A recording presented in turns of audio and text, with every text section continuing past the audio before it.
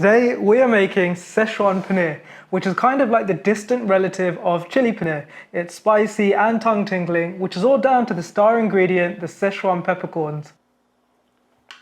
Chili paneer is getting replaced. We're going to chop up some paneer into bite-sized pieces, then just pop that all into a bowl and soak the paneer in boiling water. You'll also need some dried chilies, which are going to soak at the same time. I'm using Kashmiri chilies because they're less spicy and you get more colour, but you can use any dried chili you like. Whilst everything else is soaking, we're going to toast the peppercorns until they're really fragrant. Then just bash them in a pestle and mortar for literally a minute until they're quite finely ground. We need to blend the chilies, garlic, ginger and shallots to make the base for our Szechuan sauce. Once all the paneer has soaked, just drain all the water out. And then coat the paneer in a little bit of plain flour and corn flour. We just need a really thin coating of flour, like that. So I'm pan frying these. I think you get the best texture that way, but I know I'm going to get asked this question. So yes, you can air fry these if you want to.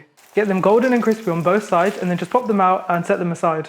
I've drained out most of the oil except for like a tablespoon's worth, and now we can cook the chili paste. Now we can add in the ground spices, which are the Sichuan peppercorns, the 5-spice and the chili powder. And then we're going to add in rice vinegar, soy sauce, ketchup and any kind of syrup or sweetener. Give it a mix and then we're going to add in a corn flour slurry, which is just corn flour and water. Going to add all the paneer in and some coriander.